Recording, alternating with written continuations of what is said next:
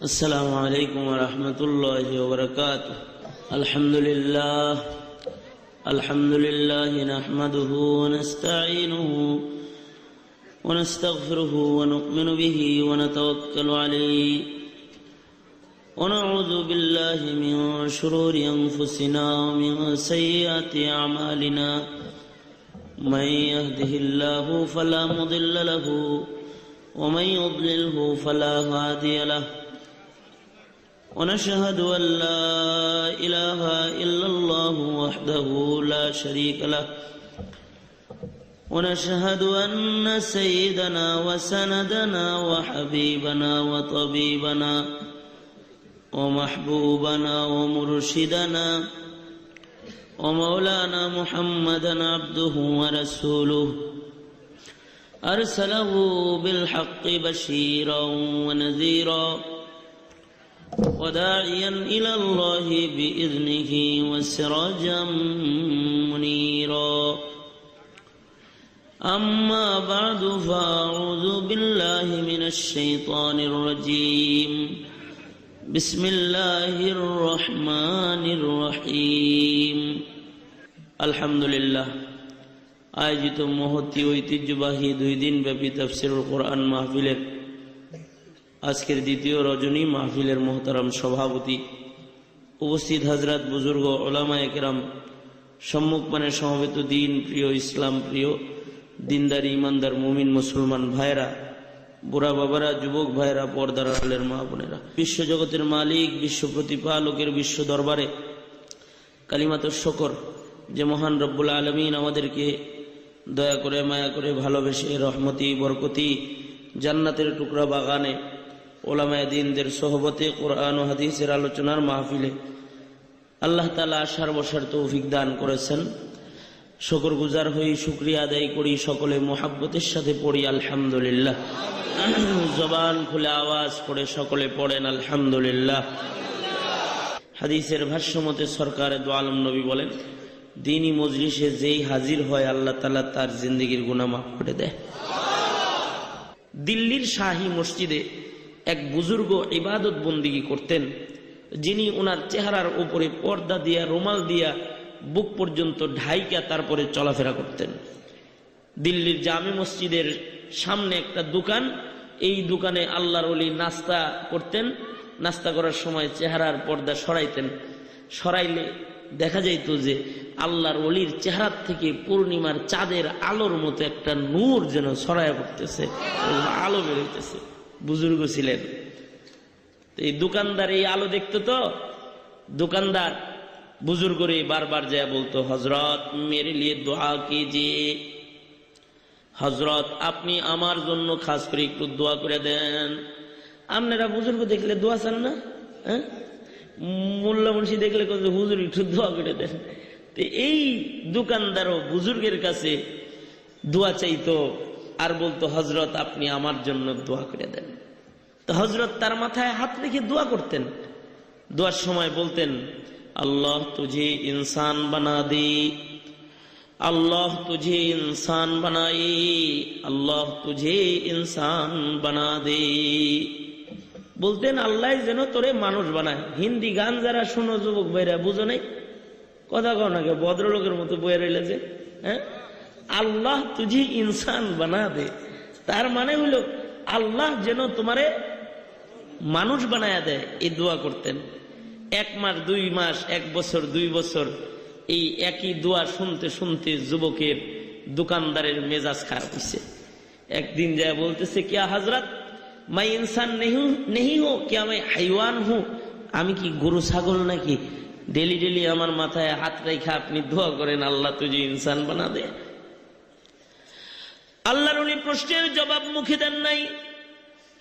দোকানদারকে নিজের হাতে দোকান থেকে নিচে নামাইছেন, নিজের মাথার পাগড়ি মোবারক তার মাথায় বসায় দিয়েছেন। নিজের ব্যবহারের ছড়ি আর লাঠিটা আল্লাহর ওলি তার হাতে দিয়ে দিয়েছেন। তাকে দিল্লির বাজারে ছেড়ে দিয়েছেন। দিল্লির বাজারের ভেতরে ঢুইকা ওই লোকটা লাঠির দ্বারায় কাউকে প্রহার করলো, কাউকে ধাক্কা মারলো, কারো মাথায় বাড়ি দিল, কারো হাতে পায়ে বাড়ি মারলো, আঘাত করলো।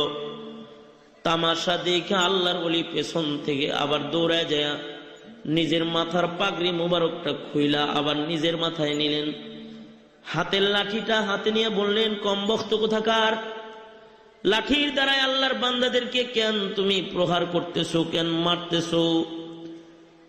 দোকানদার চোখের পানি ছেড়ে দিয়ে বলে, আল্লাহর ওলি, আল্লাহর জাতের কসম করে বলতেছি, আপনার লাঠি দিয়া একটা ইনসানের গায়ে আঘাত করি নাই। কাউকে সাপের সুরতে দেখলাম, কাউকে কুকুর শুকুর দেখলাম, কাউকে বাঘের সুরতে দেখলাম আমার দিকে আগায় আসতেছি, এমন আকৃতি দেখা তাকে আঘাত করেছি। আল্লাহর ওলি বলেন, না, আসলে তুমি তার গুনাহ দেখে ফেলেছ। আমার মাথার পাগড়ি তোমার মাথায় দেওয়ার কারণে তোমার বসিরত এসে গিয়েছিল, ওসিউন নজর যেটা ওইটা তোমার খুলে গিয়েছিল। তুমি বান্দার গুনাহ দেখে ফেলেছো। যার ভেতরে সাপের স্বভাব আছে তাকে সাপ দেখেছ, যার মধ্যে কুকুরের মতো নাপাক খাওয়ার স্বভাব আছে তাকে কুকুর দেখেছ, যার ভেতরে বাঘের মতো আক্রমণের স্বভাব আছে তাকে বাঘ দেখেছ, যার মধ্যে কুফরি আছে তাকে শুকর দেখতে পেয়েছ। তুমি বান্দার গুনাহ দেখে ফেলেছো, এই কারণেই তো আমি আমার চেহারায় পর্দা দিয়ে চলি। আল্লাহর বান্দার গুনাহ দেখে যেন আল্লাহর বান্দার উপরে আমার ঘৃণার উদ্রেক না হয়। কিন্তু এর যুবক, তুমি যখন আমার চোখের সামনে আইসা বারবার দোয়া চাও, আমি যে তোমার গুনাহগুলোকে দেখে ফেলি, এ কারণেই তো আমি তোমার মাথায় হাত রেখে দোয়া করি, আল্লাহ তুঝে ইনসান বানা দে, আল্লাহ যেন তোরে মানুষ বানায়। যদি হালত তাই হয়, তাহলে আমাদের আমরা যারা গুনার রাজ্যে বসবাস করতেছি, আমাদের কি হাল? মহিউস সুন্নাহ শাহ আবরারুল হক রহমতুল্লাহ আলাইহির আরেকটা বরকতি পারচার হেডলাইন আপনাদেরকে শোনাই। মহিউস সুন্নাহ বলেন, আমরা মুসলমান, আমরা কালিমাধারী, কিন্তু আমাদের কালিমার উপকার আমরা কেন পাই না এবং আমাদের দোয়া কেন কবুল হয় না? দোয়া কেন কবুল হয় না? আমরা মুমিন, আমাদের সবার কালিমা আছে জবানে, কিসমত ভালো যে জন্মসূত্রে আমরা কালিমা পাইছি, আমরা মুমিন, মায়ের কোল থেকে পড়েছি লা ইলাহা ইল্লাল্লাহু মুহাম্মাদুর রাসূলুল্লাহ। এই যে কালিমাটা পড়ছি, এই কালেমার কিছু উপকার আছে না? কালেমার উপকার নাই? কালেমা জবানে পায়া খুশি না? জন্মসূত্রে পায়া কাফেরের ঘরে জন্মাইলে কেমন হইতো, কত মুসিবত হইতো। কিন্তু মুসলমানের ঘরে জন্মগ্রহণ করেছি, জন্মসূত্রে কালেমা পেয়েছি, আলহামদুলিল্লাহ বলেন আলহামদুলিল্লাহ। আমি যেটা বলতেছিলাম, আমরা সবাই কালেমাওয়ালা, আমাদের মালিক কি? সবাই মিলা আওয়াজ করে বলেন, মালিক কি? আমাদের জবানে আছে আল্লাহর নাম। কার নাম? আল্লাহর নাম। আমাদের মালিকের নাম আল্লাহ। যারা জবান দিয়ে বলবি আমাদের মালিক আল্লাহ, এই কথাটার কিছু উপকার আছে, এই কালেমার কিছু ফায়দা আছে। মুহিউস সুন্নাহ শাহ আবরারুল হক রহমতুল্লাহ আলাইহি বলে, আমাদের কালেমার উপকার কেন আমরা পাই না, অথবা আমাদের কালিমাওয়ালা জিব্বার দোয়া কেন কবুল হয় না? যে জিব্বার মধ্যে কালিমা আছে, এই জিব্বাটা আল্লাহর কাছে অনেক দামি। এই জিব্বা কালেমা থাকার কারণে এই দেহটার জন্য জান্নাতের মালিকানা এসে গেছে। সরকারে দো আলম নবী বলেন, ক্বালান নবী সাল্লাল্লাহু আলাইহি ওয়াসাল্লাম, মান ক্বালা লা ইলাহা ইল্লাল্লাহ, মান ক্বালা লা ইলাহা ইল্লাল্লাহ মুমিনান বিকলবিহি দাখালাল জান্নাহ। আল্লাহর রাসূল বলেন, বিশ্বাস দিলে নিয়ে একবার কালেমা পড়েছে, জান্নাতের মালিক হয়ে গেছে, জান্নাতে গেছে। কালেমার ফায়দা, জান্নাতের মালিকানা। জান্নাতের মালিকানা যার হয়ে গেছে, যে আল্লাহ তাআলার মেহমান, আল্লাহর খুব কাছের হয়ে গেছে, আল্লাহ তাআলা তো তার সকল আরজুই পুরা করার কথা, ঠিক না? সকল আরজু পুরা করার কথা না? এমপি সাহেবের কাছের লোক যে হয়ে গেছে, এমপি তো তার আরজু পুরা করে। সে মুখ দিয়ে কিছু বললে তুই বললি যেহেতু যা দিয়ে দিলাম। তা আমরা কালেমা পড়ে জান্নাতের মালিক হয়ে গেছি। আমরাও তো কিছু চাইলে আল্লাহ তাআলা দেওয়ার কথা, কিন্তু আমাদের দোয়া কি কবুল হইতেছে? কত মাহফিল হইতেছে, কত হুজুররা আপনাদের নিয়ে কান্নাকাটি করতেছে, লক্ষ লক্ষ জনতা বিশ্ব ইজতেমায় এক জায়গায় হয়ে দোয়া করতেছে, তারপরেও কেমন যেন আমাদের দোয়া কবুল হয় না, আমরা আমাদের দোয়ার সুফল যেন চোখে পাই না। এরকম একটা হাল সারা দুনিয়াব্যাপী অশান্তি খালি বাড়তেছে। সরকারে তো আলম নবীর একখানা হাদিস পড়েছি, আল্লাহর রাসূল বলেন, জমিনের হাল যখন বেশি খারাপ হয়ে যাবে তখন ও কালেমাওয়ালা তুমি বেঁচে থাকার চেয়ে মরে যাওয়া ভালো। কে কয় কথাটা? আল্লাহর নবী বলে। কে বলে? জোরে বলেন, কে বলে?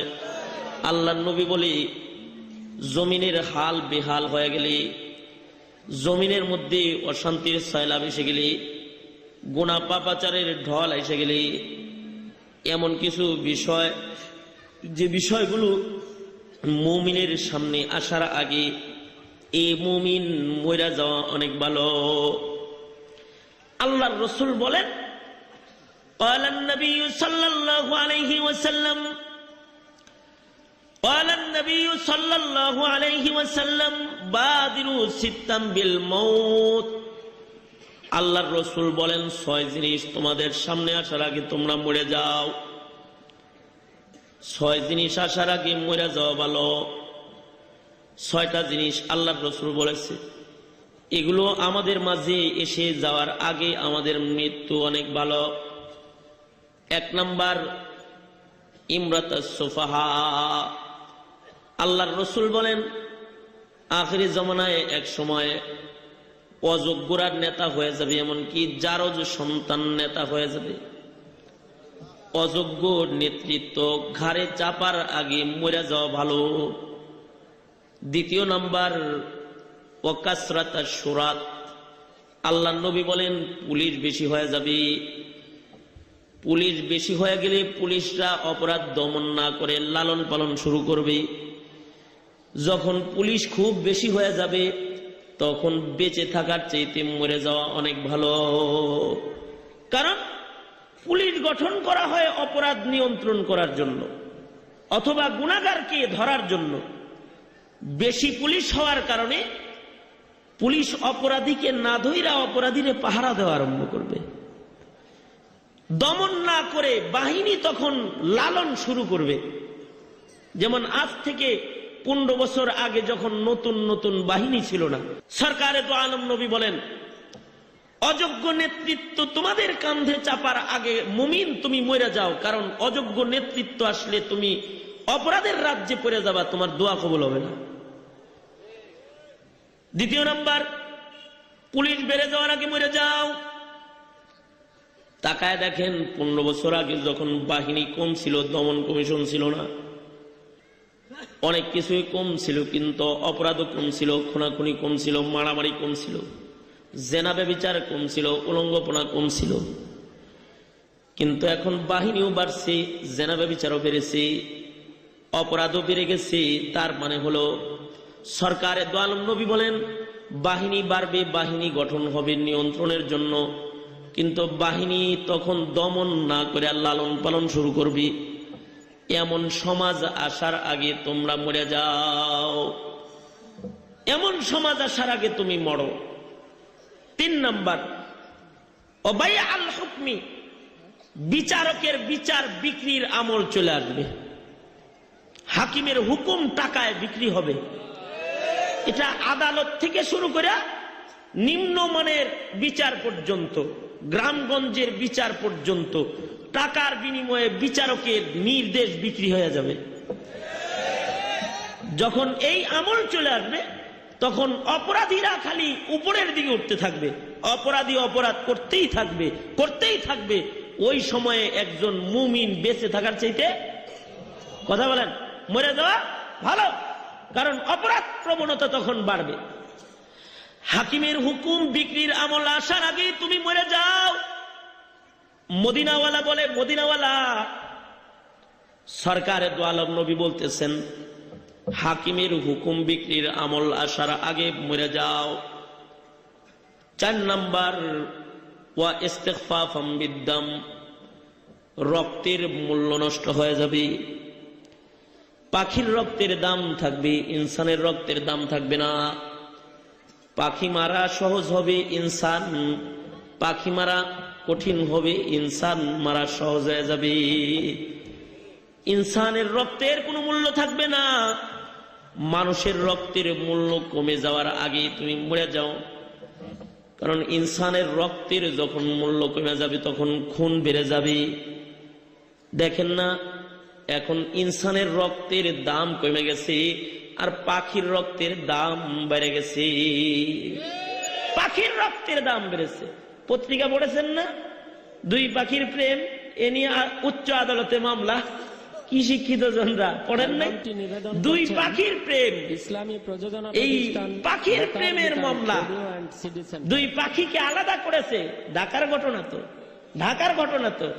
পাখিকে আলাদা করেছে, তাই পাখির প্রেম নষ্ট হয়েছে। এক পাখি অসুস্থ হয়ে যাইতেছে, মহিলা পাখিটা অসুস্থ হয়ে যাইতেছে। পুরুষ পাখিটার অভাবে মহিলা পাখি অসুস্থ।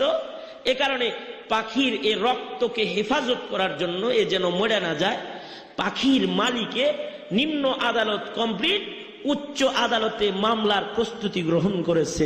কত ইনসান মরে যাইতেছে, মামলা হইতেছে না। কত মানুষ মারা যাইতেছে, মামলা হইতেছে না। মানুষের রক্তের দাম নাই, পাখির রক্তের দাম হয়ে গেছে। মানুষের জীবনের মূল্য নাই, পাখির জীবনের মূল্য এসে গেছে। ঠিক কিনা? জোরে আওয়াজ দিয়ে বলেন ঠিক কিনা? সরকারে তো আলম নবী বলেন 4 নম্বর ইস্তিগফাফাম বিদ্দাম, রক্তের মূল্য কমে যাওয়ার আমল আসার আগে মরে যাও। রক্তের মূল্য এখন এমন কমে গেছে যে বাপ সন্তানকে ঘরের বাইরে রেখে রাত্রে ঘুমাইতে পারে না, মা তার সন্তানকে ঘরের বাইরে রেখে তার মায়ের ঘুম ধরে না। কারণ মার মনে চিন্তা, না জানি কোন জায়গায় আমার ছেলেটারে মেরে ফেলায়। রক্তের মূল্য নষ্ট হয়ে যেতেছে।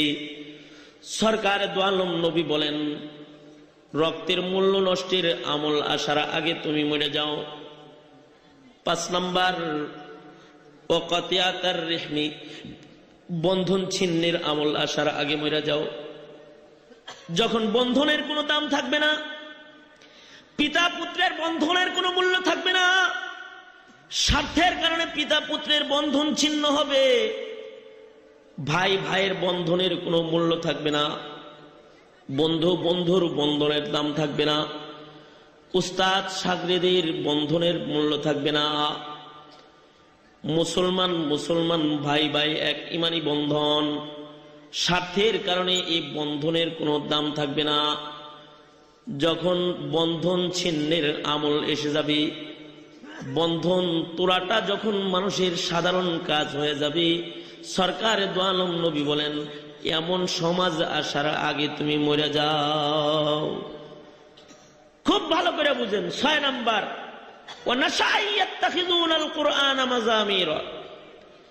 কোরআনকে মানুষ গান বাজায় শোনাটা পছন্দ করবে। দেখেন না, বাদ্যযন্ত্রের মাধ্যমে এখন শরীয়ত মারফত শুনে মানুষ মজা পায়। কোন মারফতের লোক থাকলে রাগ করেন না, তবলা বাজায়া, ঢোল বাজায়া, হারমোনি বাজায়া, সারিন্দা একতারা দুতারা বাজায়া যারা আল্লাহ আল্লাহর রসুলের কথা কয়, এদের কথাও মানুষ শুনবার চায়। এরা জান্নাত জাহান্নাম কয়, শরীয়ত মারফত কয়। গানের মাধ্যমে, বাদ্যের মাধ্যমে কোরআন শোনা পছন্দের আমল আসার আগে মরো। কারণ ওই সময় সুরের মূল্য থাকবে, এলেমের মূল্য নষ্ট হয়ে যাবে। কণ্ঠের মূল্য থাকবে, বাদ্যের মূল্য থাকবে, আর ইলম যেটা দামি দৌলত, এটার দাম কমে যাবে। ইলমের কারণে এমপি হবে না, কিন্তু সুরের কারণে এমপি মন্ত্রী হয়ে যাবে। যেমন দেখেন না, এখন সংসদে গান গাইতে পারে, এজন্য কিন্তু সংসদ সদস্য। এটা একটা সম্মান, এটা একটা মর্যাদা হয়ে গেছে। কোরআন জানা এটা মর্যাদা হইতেছে না কিন্তু। অথবা বড় শিক্ষাবিদ, সে একজন বড় শিক্ষাবিদ, শিক্ষাবিদের মর্যাদা নষ্ট হয়ে গেছে। শিক্ষাবিদের মর্যাদা নাই। বড় শিক্ষিত যে, তার মর্যাদা নাই, কিন্তু বড় গায়কের মর্যাদা এসে গেছে।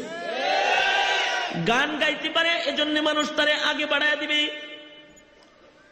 গান গায়া গায়া ওয়াজ করতে পারে, এজন্য মানুষ তার ওয়াজ পছন্দ করবে। দেখবেন এখনকার জমানায় যারা বড় আলেম তাদের কথা মানুষ শোনে না, কিন্তু বড় সুরওয়ালার কথা শুনে। এই জন্য যখন নাম ঘোষণা করে তখন বলে যে সুমিষ্ট ভাষী, কুকিল কণ্ঠ, অনেক সুরওয়ালা একজন বয়ান করবেন, এটা বলে না? মানুষ গান গায়া বয়ান করলে পরে পছন্দ করবে, অথচ তার ভিতরে যিনি বয়ান করতেছে তার ভিতরে দ্বীনি জ্ঞানের গভীরতা নাই। ওহুয়া আকাল্লু মিনহুম ফিকহা, দ্বীনি জ্ঞান তার ভিতরে নেই। দ্বীনি জ্ঞান তো দূরের কথা, আল্লাহর কোরআনের একটা আয়াতকে তাজবীদ ঠিক করে পড়ার, তেলাওয়াত করার যোগ্যতাও তার নাই। সে বয়ান করবে, হাজার হাজার মানুষ বয়ান শুনবে। সরকারে দো আলম নবী বলেন, এমন সমাজ আসার আগে মরে যাও। এমন সমাজ কিসের কারণে আসবে? বেশি নামাজ পড়বে এই কারণে আসবে নাকি? কোন বেশি কোরআন তেলাওয়াতের কারণে আসবে নাকি ঢোল শোনার কারণে, বাদ্য শোনার কারণে আসবে, বেশি নফল রোজা রাখার কারণে আসবে নাকি হারাম খাওয়ার কারণে আসবে? হারাম খাওয়ার কারণে আসবে। গুনাহ বেশি হয়ে গেলে তখন এমন সমাজ কায়েম হয়ে যাবে, ওই সমাজের মানুষের ইবাদতের কোনো মূল্য থাকবে না। তারা আল্লাহ তাআলাকে ডাকবে কিন্তু আসমানের মালিক ডাকের জবাব দিবে না। তারা দোয়া করবে, তাদের দোয়া কবুল হবে না। দোয়া করবে, দোয়া কবুল হবে না। কালিমায়ে তাইয়্যিবার উপকার গুলোর থেকে ওই মুমিনেরা বঞ্চিত থাকবে। দুনিয়াতেও বঞ্চিত হবে, কবরেও বঞ্চিত হবে, হাসরেও তারা মুমিনে আসি গুনাহগার মুমিন হিসাবে জাহান্নামীদের কাতারে দাঁড়াবে। নাউজুবিল্লাহ, জোরে আওয়াজ দিয়ে বলেন নাউজুবিল্লাহ। কিন্তু কেউ যদি এই ফায়দাগুলো চায় তাহলে তার কি করতে হবে? আল্লাহর কালামের একটা আয়াত পড়েছি, আল্লাহ বলেন কালেমার উপরে তার অটল থাকতে হবে। শুধু কালেমা পড়লে হবে না, কালেমার কিছু আদর্শ আছে, কালেমার আদর্শগুলোর হেফাজত করতে হবে। শিক্ষক ব্যাচ লাগাইলে হবে না, শিক্ষকের আদর্শ লাগবে। বিচারক বিচারপতি ব্যাচ লাগাইলে হবে না, বিচারকের আদর্শ লাগবে। ছাত্রর আদর্শ লাগবে। আশিক রাসূল ব্যাচ লাগাইলে হবে না, আদর্শ লাগবে। কালেমাওয়ালা দাবির ব্যাচ লাগাইলে হবে না, কালেমার আদর্শ তার ভিতরে থাকা লাগবে। পুলিশ সাইডে লেখা হইলে হবে না, পুলিশের আদর্শ লাগবে। আর্মি হাতের কাছে লেখা থাকলে কাজ হবে না, আদর্শ লাগবে। বিডিআর সাইডে ব্যাচ লাগানো থাকলে হবে না, বিডিআরের আদর্শ তার ভিতরে থাকা লাগবে। যার মধ্যে আদর্শ নাই তার আসলে দাম নাই। কালেমা জবানে থাকলে হবে না, কালেমার আদর্শ তার জিন্দেগিতে থাকতে হবে।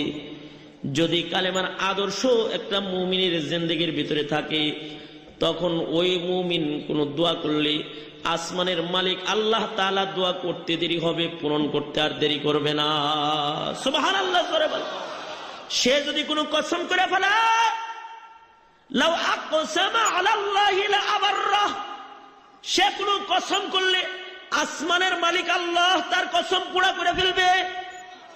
সে কোনো দাবি করলে তার দাবিটাও আসমানের মালিক আল্লাহ নিজে পূরণ করে দিবে।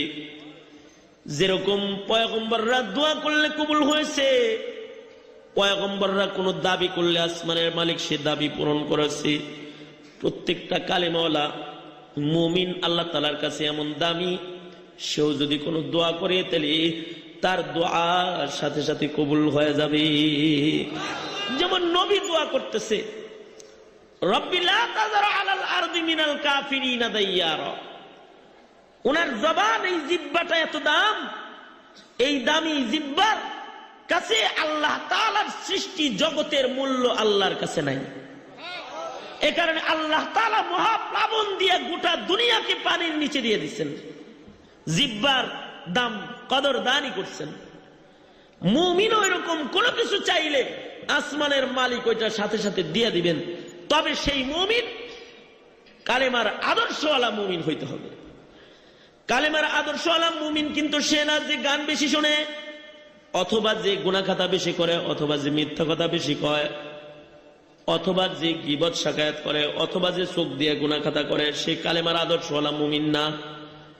কালেমার আদর্শওয়ালা মুমিন হলো সে যে আল্লাহর কোনো নির্দেশ অমান্য করে না, রসুলের সুন্নতের খেলাফ চলে না, তার চক্ষু কখনো জুলুম করে না, তার জবান কখনো পাপ করে না, তার কান গান শোনে না, গুনার আওয়াজ শোনে না, তার হস্ত গুনার দিকে আগায় না, তার পা গুনার দিকে হাঁটে না, সে কালেমাওয়ালা ইবাদতের হেফাজতে সে ব্যস্ত থাকে সর্বদাই, সেই কালেমার আদর্শওয়ালা মুমিন, এমন কালেমার আদর্শওয়ালা মুমিন দুনিয়াতেও আল্লাহ তাআলা তার সকল দাবি পুরা করবে, আল্লাহ তার জিম্মাদার। যেদিন এই কালেমাওয়ালা দুনিয়া ছাইরা চলে যাবে, আসমানের মালিক আল্লাহ তাআলা জান্নাতে মুমিন বান্দার সামনে খুইলা ধরবে, ফিরিস্তারা জান্নাতের দিকে তারে ডাকতে থাকবে।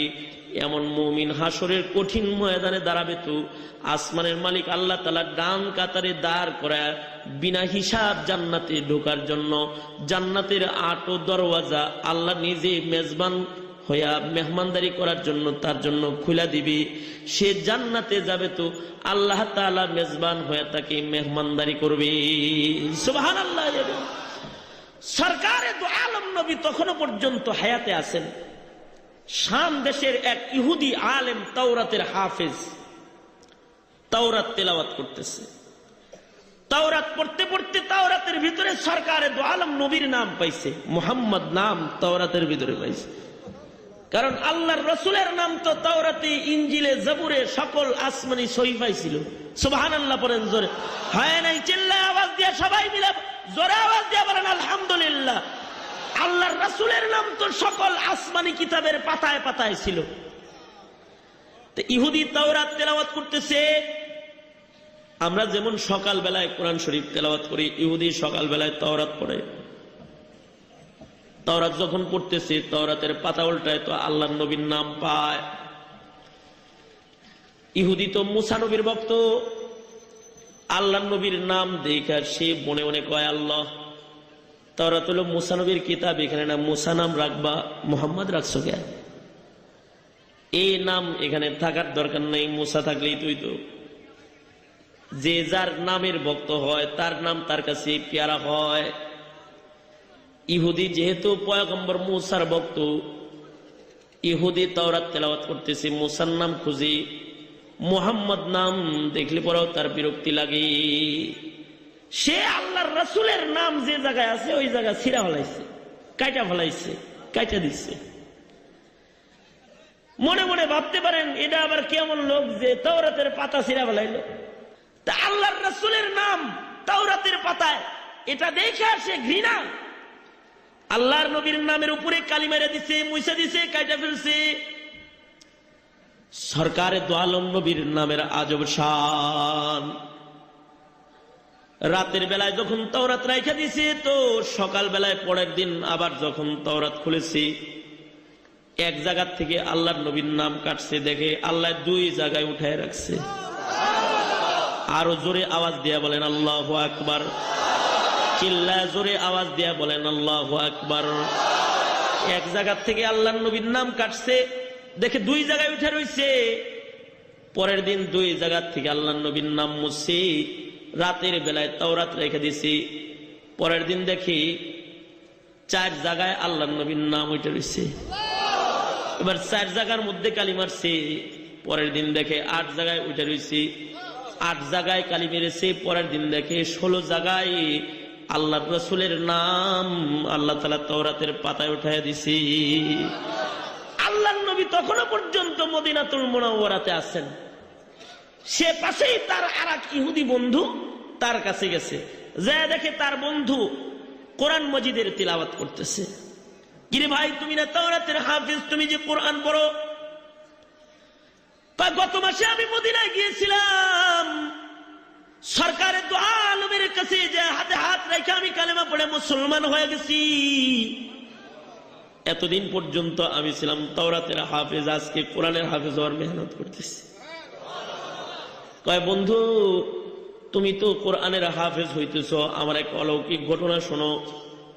কয় আমি তাওরাতের পাতার ভেতরে মুসা নবীর মোহব্বতে মুহাম্মদ নামটা একবার মুছছিলাম, পরে দেখি 2 বার উঠে গেছে। পরের দিন 2 বার মুছছি, 2 জায়গায় মুছছি, দেখি 4 জায়গায় উঠে গেছি। 4 জায়গায় মুছছি, দেখি 8 জায়গায় উঠে গেছি। 8 জায়গায় মুছে দিছি, পরের দিন দেখি 16 জায়গায় উঠে রয়েছে। ইহুদি আলেম কয়, তুমি তো বোকা, তুমি কি জানো না মুহাম্মদুর রাসূলুল্লাহ সাল্লাল্লাহু আলাইহি ওয়াসাল্লাম মদিনায় আছেন, আর সরকারে দু আলম নবীর কাছে সূরা নসর নাজিল হয়ে গেছে। এবার সরকারে দু আলম খালি দোয়া করবে আর দলে দলে আল্লাহ কালেমা পড়ায় মুসলমান বাড়াবে। এমন নুসরতের আমলে তুমি আল্লাহর নবীর নাম মুছতেছো।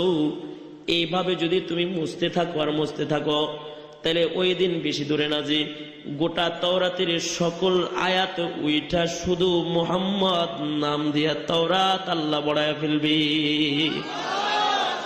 মুসামুসি বাদ দাও, মুসামুসি বাদ দাও।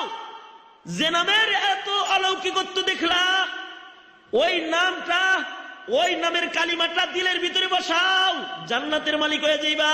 সুবহানাল্লাহ। যাও, কালিমাটা দিলের ভিতরে বসাও, জান্নাতের মালিক হয়ে যাইবা। আলোচনা শুনে সরকারে দু আলম নবীর মোহাব্বত তার ভিতরে নাড়াচাড়া দিছে। সে সামদেশ থেকে এবার সরকারে দু আলমের বাড়ির দিকে মদিনার দিকে রওনা দিয়ে দিছে, মদিনাতুল মুনাওয়ারার দিকে রওনা দিছে। ঘর থেকে বের হইছে, 7-8 দিনের রাস্তা। সেও ঘর থেকে বের হইছে, আর এদিক দিয়ে আল্লাহর রাসূলের ওয়াফাত হয়ে গেছে, আল্লাহর নবীর ইন্তেকাল হয়ে গেছে। সে মদিনায় ঢুকতে ঢুকতে ততক্ষণে আল্লাহর নবী দাফনও হয়ে গেছে। আল্লাহর নবীর কাছে যায় কালেমা পড়ে মুসলমান হবে, কিন্তু আল্লাহর নবী কবর জগতে শুয়ে পড়ছে।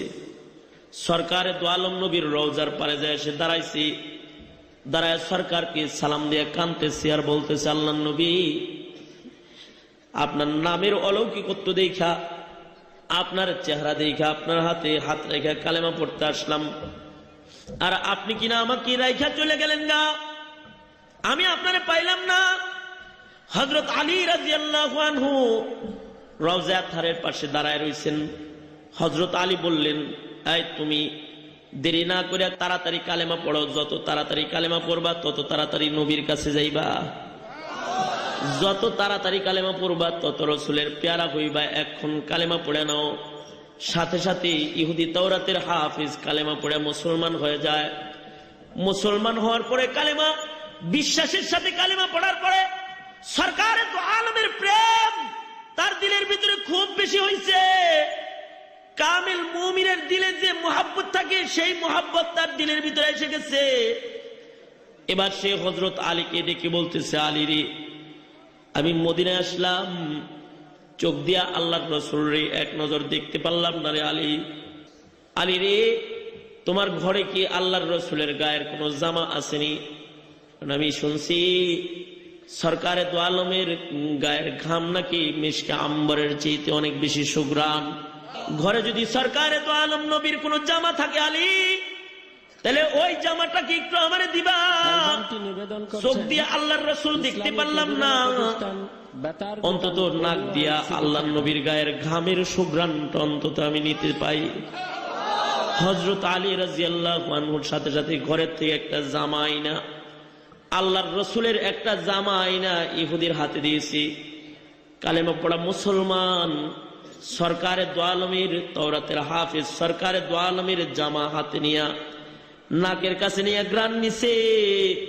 গ্রান নিয়া এবার চক্ষুটা বন্ধ করে বলতেছি, আল্লাহ গো, আমি কালেমা পড়ছি, আমার কালেমার দাবি যদি তুমি পূরণ করে থাকো, আমার কালেমার কারণে যদি তুমি আমাকে জান্নাতি বানায় থাকো, আমার কালেমা পড়াটা যদি তোমার কাছে কবুল হয়ে থাকে, তাহলে তোমার রাসূলের গায়ের ঘামের গ্রান আমি নাক দিয়ে নেওয়ার কারণে তোমার হাবিবের প্রেমের আগুন আমার দিলের ভিতরে আরো বেশি দাও দাও করে জ্বলে গেছে। ও আল্লাহ, ও আল্লাহ, আমার দিলে কালিমার যে প্রেম, মুহাম্মদুর রাসূলুল্লাহর যে প্রেম দিলের ভিতরে যেটা ঢুকছে, এই প্রেম তোমার দোস্তের দিদার আর জিয়ারত ব্যতিরেক এটাকে নিবৃতকরণ সম্ভব নয়।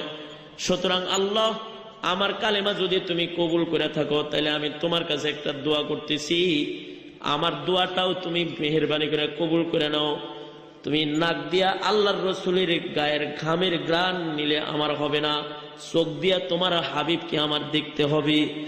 যদি জমিনের উপরে তোমার দোস্তের দিদার আর মুলাকাত আমার সম্ভব না হয়, তাহলে এখন তুমি আমাকে আলমে বরজখের জগতে নিয়া হইলেও তোমার দোস্তের মুলাকাত করায় দাও। হযরত আলী রাদিয়াল্লাহু আনহু বলেন, মুমিনের দুয়ার এত ধার যে জবান দিয়া রাসূলের দিদার চাইতে দেরি হইছে, প্রাণ পাখি কালেমা পড়তে পড়তে বেরোয় যাইতে আর দেরি হয় নাই। সরকারে দু আলমের সাথে মৃত্যুর পরে তার মুলাকাত হয়ে গেছে, মৃত্যুর মাধ্যমে মুলাকাত হয়ে গেছে। যারা আগে মরে আর যারা পরে মরে, পরে যারা মৃত্যুবরণ করে, আগে যারা মারা গেছে তাদের সাথে তাদের দেখা হয়। যারা পরে ইন্তেকাল করে, আগে যারা মরে যায়, আগের মানুষগুলো যারা ইন্তেকাল করেছে, পরে যারা মারা গেছে, পরের লোকগুলারে তারা স্বাগত জানায়। জান্নাতি হয়ে মারা গেলে জান্নাতীরা স্বাগত জানায় তাকে। সরকারে দু আলম নবী এজন্য জিয়ারাতে কবরের তরিকা শিখাইছেন। কবরের পারে যায় সালাম দিয়ে বলতে হয়, আসসালামু আলাইকুম ইয়া আহলাদ দিয়ার আনতুম সাবিকুন ওয়া নাহনু মাকুম লাহিকুনা ইনশাআল্লাহ। হে কবরবাসী, তোমরা আগে কবরের দেশে চলে আইছো, আমরাও একদিন তো তোমাদের সাথে আইসা মিলিত হব। এইভাবে সালাম দিতে হয়। তো এই লোক দোয়া করেছে, রাসূলের দিদার চায়, মৃত্যুর মাধ্যমে কবরের জগতে আল্লাহর রাসূলের সাথে তার দিদার হয়ে গেছে। সরকারে দু আলম নবী আরো বলতেছেন খাদিজাতুল কুবরাকে, খাদিজাতুল কুবরা মৃত্যুর আগ মুহূর্তে যখন মৃত্যুর যন্ত্রণা যখন শুরু হয়ে গেছে, তখন সরকারে দু আলমকে বলতেছে, হযরত খাদিজা আল্লাহর নবীরে বলতেছে, আল্লাহর নবী গো, আমার মৃত্যু হয়ে গেলে আমাকে কবরের ভিতরে নামানো হবে। কবরের ঘরে অন্ধকারে আমার একা একা ভয় হয়। আল্লাহর রাসূল গো, আপনার কাছে আমি খাদিজার কিছু দাবি। এক নাম্বার দাবি, ও আল্লাহর নবী, আপনার গায়ের একটা জামা আমার কাফন হিসাবে আপনি আমারে দিয়ে দিন। আপনার জামাটা প্রমাণ করবে আমি আপনার দলের লোক। দুই নাম্বার দাবি, সরকারে দু আলম, আপনি নিজের হাতে আমার কবরের ভিতরে নামায়া আমার চেহারা কিবলার দিকে ঘুরাই দিন। তিন নাম্বার দাবি, সরকারে দু আলম, কবরের মধ্যে সওয়াল হবে, জবাব দিতে হবে। আমি খাদিজা তো মনে হয় প্রশ্নের উত্তর দিতে পারবো না, তাহলে তো আগুন ধরে যাইব, কবর আগুনের টুকরা হয়ে যাবে। আল্লাহর রাসূল ওই কারণে আমাকে দাফন কইরা, ও আল্লাহর নবী, আপনি কিন্তু আমার কবরের পার থেকে সইরা আইসেন না, আমার কবরের পারে আপনি দাঁড়ায় থাকেন। যখন ফেরেশতারা আমায় প্রশ্ন করবে, আমার প্রশ্নের জবাবগুলা যদি আমি দিতে না পারি, তাহলে আপনি আমারে দিয়ে দিয়েন, শিখায় শিখায় দিয়েন। এভাবে কইরা মৌতের আগে যখন খাদিজাতুল কুবরা কাঁদতেছিলেন, আল্লাহর নবী খাদিজাতুল কুবরারে অভয় বাণী দিলেন, খাদিজা আপনি পেরেশান হইবেন না, আপনি যেমন আমার বিবি, আপনি কবরে যাইতেছেন, কবর জগতে আমার আরো দুইজন বিবি আছে যারা আপনার পূর্বে দুনিয়া থেকে চলে গেছে, যারা ওই দুইজন আমার আগের বিবি। এই দুইজন বিবির সাথে আপনিও আমার সাথে জান্নাতে থাকবেন, আমার ওই দুই বিবিরাও জান্নাতে আমার সাথে থাকবে। খাদিজা, আপনি কবরে যাওয়ার সাথে সাথে আমার ওই আগের দুই বিবির সাথে আপনার মোলাকাত আর সাক্ষাৎ হয়ে যাবে। আপনি যখন সাক্ষাৎ পাইবেন, তখন খাদিজাতুল কুবরা আপনি আমার সালামখানি আমার ওই দুই বিবিরে আপনি পৌঁছায় দিন। আল্লাহর নবী খাদিজাকে অভয় বাণী দিয়ে শোনাইতেছে, চিন্তা নাই, আমার আগের দুই বিবিও জান্নাতে গেছে, আপনিও তাদের সাথে জান্নাতে যায় মোলাকাত করবেন। সুবহানাল্লাহ, আপনি আমার সালাম তাদের পৌঁছায় দিন। হযরত খাদিজাতুল কুবরা বলে, সরকারে দু আলম, আমি ছাড়া তো আমার আগে আপনি কোনো বিবাহ করেন নাই, আপনার আগের দুই বিবাহ কে কোত্থেকে আসলো?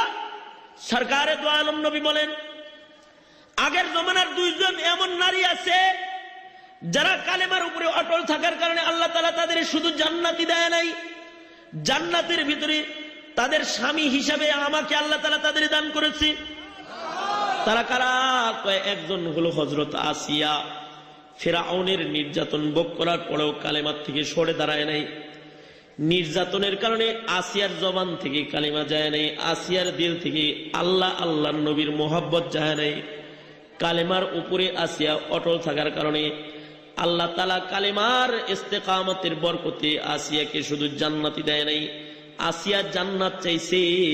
রব্বিবনিলি বাইতান ফিল জান্নাহ, আল্লাহ আপনি আমাকে জান্নাতে ঘর দান করেন। আল্লাহ কয় কালেমায় অটল রইলা, তোমার পুরস্কার শুধু জান্নাত দেয়া হয় না, তোমাকে আমি জান্নাতের স্বামী হিসেবে আমার দোস্তকে দান করলাম। সুবহানাল্লাহ।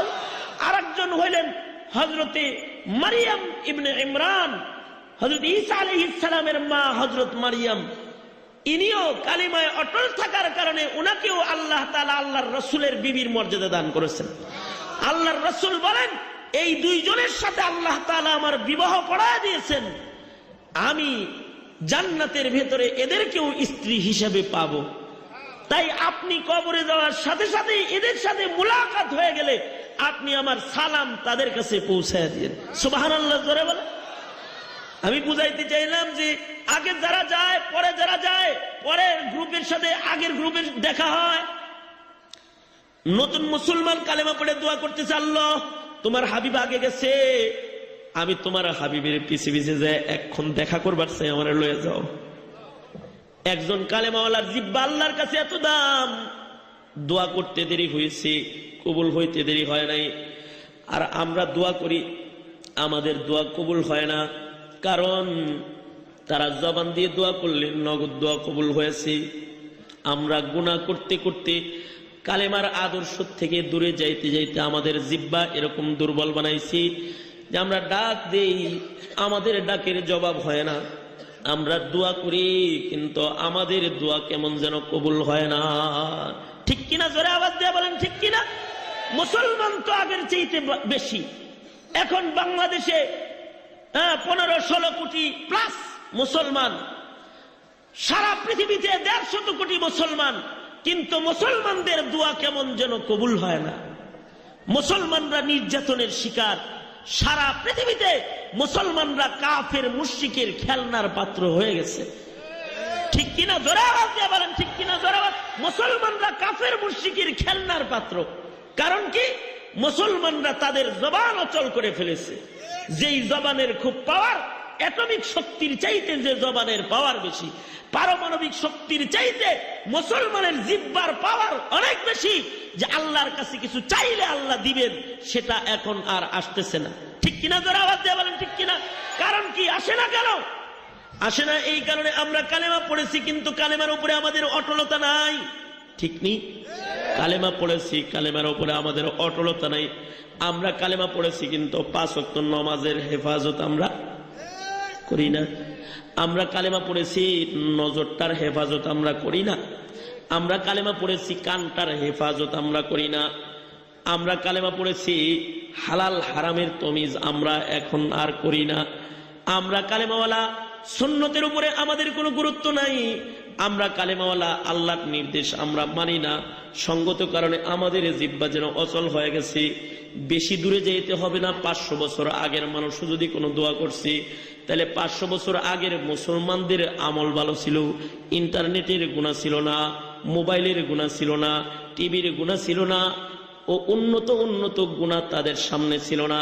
এই কারণে 500 বছর আগের দিকেও তাকায় নজর করে দেখি, ওই মুসলমানরাও কোনো দোয়া করলে আসমানের মালিক আল্লাহ তাআলা সাথে সাথে দোয়াটা কবুল করে নিছে। সুবহানাল্লাহ। সাথে সাথে দোয়া কবুল হয়েছে। ওই যে এক বুজুর্গ আল্লাহর ওলি, তিনি মরুপ্রান্তর দিয়ে যাইতেছেন, মরুপ্রান্তর দিয়ে যাইতেছেন আল্লাহর ওলি। এমন আল্লাহর ওলি যিনি 27 বছরের ভিতরে জামাত ব্যতিরেকে নামাজ পড়ে নাই। কালেমার উপরে কত অটলতা যে 27 বছরের ভিতরে জামাত ছাড়া নামাজ পড়ে নাই আল্লাহর ওলি। আল্লাহর ওলি যাইতেছেন 27 বছরের ভিতরে তিনি কিন্তু জামাত ব্যতিরেকে নামাজ পড়েন নাই। এমন মুসলমান আছে যারা 27 বছরের ভিতরেই নামাজ পড়ে নাই। আর ওই বুজুর্গ কালেমার উপরে এমন অটল যিনি 27 বছরের ভিতরে জামাত তরক করে নাই। মরুপ্রান্তর দিয়ে যাইতেছেন, মরুপ্রান্তরের মাঝখানে উনি একা, বড় একা, আর কোন মুসলমান সাথে নাই। ঠিক ওই সময় নামাজের ওক্ত হয়ে গেছে। এবার আল্লাহর ওলিকে নামাজ পড়তে হবে আজকে 27 বছর পরে জামাত ছাড়া, যেহেতু একা, আর কোনো মুসলমান নাই। আল্লাহর ওলি এখন একা একা নামাজ পড়বেন। 27 বছর ধরে উনি জামাতে নামাজ পড়েন, কালেমার অটলতা। ওনার চোখ দিয়া পানি গড়ায় গড়ায় পড়তেছে আর কাঁদতেছে, এক জায়গায় বসে বসে কাঁদতেছে, নামাজের প্রস্তুতি নিতেছে আর কাঁদতেছে। তার কান্নার আওয়াজ দূরে চলে যেতেছে, কাঁদতেছে কারণ 27 বছর পরে আজকে তার একা একা নামাজ পড়তে হবে, জামাতে নামাজ সে পড়তে পারতেছে না, এই কারণে কাঁদতেছেন। তার কান্নার আওয়াজ শুনে পাহাড়ের পাশে কিছু রাখাল ছাগল চড়াইতেছিল, ধুতি পরা ওই রাখাল গুলা তাড়াতাড়ি বুজুর্গের কাছে আসছে। আয়সা আল্লাহর ওলিকে বলতেছে, আল্লাহর ওলি আপনি কান্দেন কেন? আল্লাহর ওলি বলে, 27টা বছর হয়ে গেছে জামাত ছাড়া আমি নামাজ পড়ি না। আজকে এমন জায়গায় নামাজের ওক্ত হয়ে গেছে যে জামাতের কোনো সাথী আমার সাথে নাই। 27 বছর পরে জামাত বিহীন নামাজ আমি পড়বো, এই জন্য কাঁদতেছি, আফসোসে কাঁদতেছি। আল্লাহর ওলি জামাতের মুহাব্বতে আফসোসে যখন কাঁদে দিছে, তার চোখের সামনের কাফের রে আল্লাহর সাথে সাথে মুসলমান বানাইতেছে। হিন্দু যুবক গুলান আল্লাহর ওলিরে দইরা বলে, আল্লাহর ওলি আপনি কাঁদবেন না, 27 বছর পরেও আজকে মরুপ্রান্তরে আপনাকে জামাত ছাড়া নামাজ পড়তে হবে না। আমরা ছিলাম হিন্দু, আমরা এখন আপনার হাতে হাত রাইখা কালেমা পড়া এখন আমরা মুসলমান হয়ে গেলাম। আমরা হব আপনার মুক্তাদি আর আপনি হইবেন আমাদের ইমাম। 27 বছর পরেও মরুপ্রান্তরে আপনি জামাতের সাথে নামাজ আদায় করবেন। তাদের দোয়া কবুল হয়েছে, আমাদেরটা কবুল হয় না। আরো কাছে আসি, 200 বছর আগের দিকে যাই। কারি ইব্রাহিম রহমতুল্লাহ আলাইহির পীর ভাই আনোয়ার শাহ কাশ্মীরি রহমতুল্লাহ আলাইহি, আনোয়ার শাহ কাশ্মীরি যিনি মুফতি রশিদ আহমদ গঙ্গুহি রহমতুল্লাহ আলাইহির মুরিদ ছিলেন। আনোয়ার শাহ কাশ্মীরি কত বড় আলেম ছিলেন, এত বড় আলেম ছিলেন যাকে বলা হইতো মাকতাবাতুন আযীমাতুন হাইয়াতুন নাতিকাতুন, জিন্দা চলতি ফিরতি একটা লাইব্রেরি, একটা কুতুবখানা। তার মানে দারুল উলুম দেওবন্দের যত কিতাব আছে সকল কিতাব আনোয়ার শাহ কাশ্মীরির মুখস্থ ছিল। সুবহানাল্লাহ, আর আস্তে কোন সুবহানাল্লাহ, জোরে বলেন সুবহানাল্লাহ। এই সব কিতাবাদি মুখস্থ যার আনোয়ার শাহ কাশ্মীরি, কিতাব মুখস্থ। ব্রেনটা কিরকম, কোনো কিছু একবার পড়লে পরে 40 বছর মনে থাকছে। কারণ আপনি করতে 80 বছর মনে থাকে, সুবহানাল্লাহ পড়তে কষ্ট লাগে। জোরে কোন সুবহানাল্লাহ, জোরে বলেন সুবহানাল্লাহ। কোন জিনিস একবার পড়লে পরে 40 বছর এটা ইয়াদ থাকছে। আনোয়ার শাহ কাশ্মীরি এত বড় আলেম। আনোয়ার শাহ কাশ্মীরি মুরিদ ছিলেন মুফতি রশিদ আহমদ গঙ্গুহি রহমতুল্লাহ আলাইহি। এত বড় আলেম, এত বড় শিক্ষিত হয়েও তার কি আবার মুরিদন লাগে? হ্যাঁ লাগে। শিক্ষা হইলে হয় না, মুরব্বী লাগে। আপনার চাইতে বড় শিক্ষিত হইল আপনার ইবলিস। আপনার যে ইবলিসটা আপনার সাথে আছে এটা আপনার চাইতে বেশি শিক্ষিত। আপনি যদি 8-এর ছাত্র হন তাহলে আপনার ইবলিস 9-এ পড়ে। আপনি যদি 9-এ পড়েন তাহলে আপনার ইবলিসটা ক্লাস 10-এ পড়ে। আপনি যদি ক্লাস 10-এর ছাত্র হন সে মেট্রিক পাস, আর আপনি মেট্রিক পাস আপনার ইবলিস আয়ে পাস, আপনি আয়ে পাস আপনার ইবলিসটা হইল বিএ পাস। ইবলিস যখন ইবলিস নিয়োগ দেয় এরকম শিক্ষা টিক্ষা দেয়, নিয়োগ দেয়। যার শিক্ষা যেরকম তার সাথে শিক্ষিত শিক্ষিত ইবলিস নিয়োগ দিয়ে থাকে। আপনি যদি এমএ পাস হন তাহলে আপনার ইবলিস হলো ডবল এমএ। যদি না হয় তাহলে আপনার গোলাপানি খাওয়াইবো কেমনে? বুঝেন নাই কথাটা? কথা বুঝেন নাই? আনোয়ার শাহ কাশ্মীরি রহমতুল্লাহ আলাইহি আলেম, এত বড় আলেম যে ওনার কাছে ডক্টর ইকবাল যখন গেল তখন ইকবাল ছিল নাস্তিক। ইকবাল আনোয়ার শাহ কাশ্মীরির সোহবতের বরকতে তিনি ওলি হয়েছেন, ওনার সোহবতের বরকতে। এবং আগে লিখতেন কবিতা একরকম, আর আনোয়ার শাহ কাশ্মীরির সোহবতে যাওয়ার পরে কবিতার রং পাল্টাইছে, এবার কবিতা ভিন্ন রকম লিখতেছে। तमन्ना दर्द दिल की है तो कर खिदमत फकीरों की, तमन्ना दर्द दिल की है तो कर खिदमत फकीरों की, नहीं मिलता ये गौहर बादशाहों की खजीनों में, नहीं मिलता ये गौहर बादशाहों की खजीनों में। তোমার যদি আসলে দিল ঠান্ডা করবার চাও তাহলে আলেমের কাছে যাও, কারণ আলেমের কাছে যা পাইবা ওইটা কিন্তু তুমি বাদশার দরবারে পাইবা না। কারণ আলেমের কাছে আছে ইলম, আলেমের কাছে ইলম আছে, আর বাদশার কাছে মাল আছে। ইলমের দাম বেশি না মালের দাম বেশি? জোরে আওয়াজ করে সবাই মিলা বলেন, ইলমের দাম বেশি না মালের দাম বেশি? ইলমের দাম বেশি। কারণ কি? ইলম হলো মিরাসুল আম্বিয়া, আর মাল হলো কারুনের মিরাস। ইলম হলো পয়গম্বরদের মিরাস, আর মাল হলো কারুনের মিরাস। ইলম পয়গম্বরদের মিরাস হওয়ার কারণে আমরা দুনিয়ার মাটিতে মালওয়ালারে বড় চেয়ার দিই, হাসরের কঠিন ময়দানে আল্লাহ তাআলা পয়গম্বরদের সাথে আলেমদের চেয়ার ফিট করে দিবে। সুবহানাল্লাহ, জোরে চিল্লা জোরে বলেন সুবহানাল্লাহ। হাসরের ময়দানে নবী রাসূলরা যেই কাতারে বসবে, ওয়ারিসে নবী আলেমদেরকে সেই কাতারে বসতে দেওয়া হবে, কারণ তাদের কাছে ইলম আছে। এই কারণে ইলমের দাম বেশি না মালের দাম বেশি? ইলমের দাম, ইলমের দাম বেশি, কারণ ইলম পয়গম্বরদের মিরাস। ইলমের দাম বেশি। ইলম থাকলে পরে দোস্ত বাড়ে, আর মাল থাকলে পরে দুশমন বাড়ে। মাল থাকলে কি বাড়ে জোরে বলেন? যার কাছে মাল বেশি আছে তার দুশমন বেশি আছে, আর যার কাছে ইলম বেশি আছে তার দোস্ত বেশি আছে। হাফিজি হুজুরের কাছে ইলম ছিল, এই জন্য দোস্ত বেশি ছিল। শেখুল হাদিস আল্লামা আজিজুল হকের কাছে ইলম ছিল, এই জন্য দোস্ত বেশি ছিল। রাজনৈতিক দোস্ত না এটা, আসলে কিন্তু ইলম থাকার কারণে দোস্ত বেশি। মুফতি আমিনীর দোস্ত রাজনৈতিক দোস্ত না, বড় আলেম, এই জন্য দোস্ত বেশি, জানা যায় লোক বেশি। ইউসুফ নিজামী রহমতুল্লাহ আলাইহি মরে গেছে, দোস্ত বেশি। বগুড়া শহর অচল হয়ে গেছে, চরমনার আল্লাহর কুতুব মরে গেছে, বরিশাল অচল হয়ে গেছে, দোস্ত বেশি। কারণ ইলম থাকলে পরে দোস্ত বাড়ে, আর মাল থাকলে পরে দুশমন বাড়ে। মালের দাম বেশি নাকি ইলমের দাম বেশি? মাল যত পুরান হয় তত নষ্ট হয়, ইলম যত পুরান হয় তত বেশি দাম বেড়ে যায়। ইলম যত পুরান হয় অত এটা ওজনদার হয়ে যায়। আল্লাহু আকবার বলেন, জোরে বলেন আল্লাহু আকবার। আনোয়ার শাহ কাশ্মীরির কাছে তো ইলম আছে, এত বড় আলেম। শুধু কি আলেম না, আবার রশিদ আহমদ গঙ্গুহির সোহবত উঠায়া তিনি আত্মার চোখ খোলা বুজুর্গ, বসিরতওয়ালা বুজুর্গ।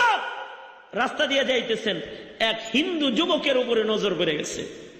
হিন্দু যুবকের উপরে, যে হিন্দু যুবকটার চেহারাটা বড় সুন্দর, চেহারাটা এত সুন্দর মনে হয় যেন মায়ার তুলে দিয়া মালিকের নিজের হাতে বড় সুন্দর করে তারা বানাইছে। এত সুন্দর তার চেহারা। আনোয়ার শাহ কাশ্মীরি যুবকটার চেহারা দেখলেন, বড় চাঁদ ঝলঝলার সুন্দর চেহারা, কিন্তু তার গায়ের মধ্যে ধুতি দেখা আনোয়ার শাহ কাশ্মীরি কান্দে দিছে। আনোয়ার শাহ কাশ্মীরির চোখের পানি বের হয়ে গেছে। মুরিদরা বলতেছে, ও আনোয়ার শাহ কাশ্মীরি আপনি কান্দেন কেন? কথাটা বুঝার কথা মুসলমান ভাই, খালি তো ওয়াজ শোনেন, বুঝেননি, বুঝে যান। আনোয়ার শাহ কাশ্মীরি হিন্দুর দিকে তাকায় কাঁদতেছে। মুরিদরা বলে, হযরত আপনি হিন্দুর দিকে তাকায় কান্দেন কেন?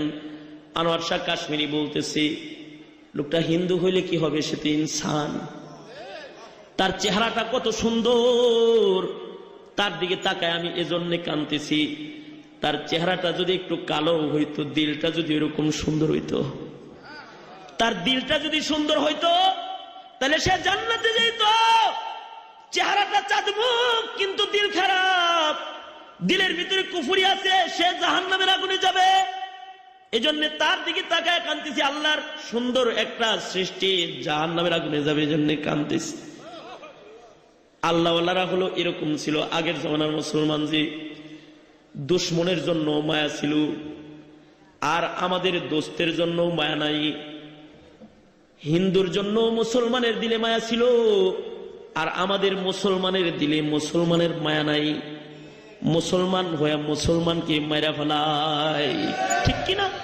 জোরে চিল্লা আওয়াজ দিয়ে বলেন, ঠিক কিনা? জোরে আওয়াজ দিয়ে বলেন। যতদিন মায়া ছিল ততদিন শান্তি ছিল। মায়ার কারণেই স্বাধীনতা অর্জিত হয়েছিল। মায়ার কারণে এক নারীর ইজ্জত লুণ্ঠিত হয়েছে, লাখো নারীর সন্তানরা মায়ার জালে আবদ্ধ হয়ে অস্ত্র হাতে ময়দানে নেমেছে।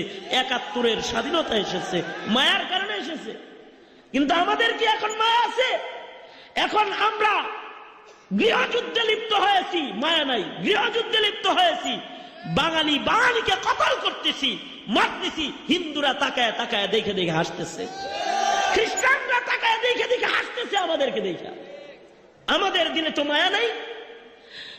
অথচ আনোয়ার শাহ কাশ্মীরি রহমতুল্লাহ আলাইহির দিনে হিন্দুর জন্য মায়া, হিন্দুর জন্য তিনি কাঁদেন। কাঁদবেন না কেন? আনোয়ার শাহ কাশ্মীরি তো খারাপ লোকের সাথে চলে নাই, চলছে এমন একটা ভালো মানুষের সাথে যার দিলটা আরো সুন্দর। রশিদ আহমদ গঙ্গুহি রহমতুল্লাহ আলাইহি, ওনার দিলটা আরো সুন্দর। রশিদ আহমদ গঙ্গুহি রহমতুল্লাহ আলাইহি নিজের শায়েখ হাজী এমদাদুল্লাহ মুহাজিরে মক্কির কাছে চিঠি লিখতেছে, হযরত আপনার কাছে আমার দিলের কিছু হাল লিখে জানাই। ১ নম্বর হাল লিখছে, হযরত আমার দিলের হাল, আমার মধ্যে নফা আর জরর বরাবর হয়ে গেছে, আমার লাভ আর লস সমান সমান হয়ে গেছে।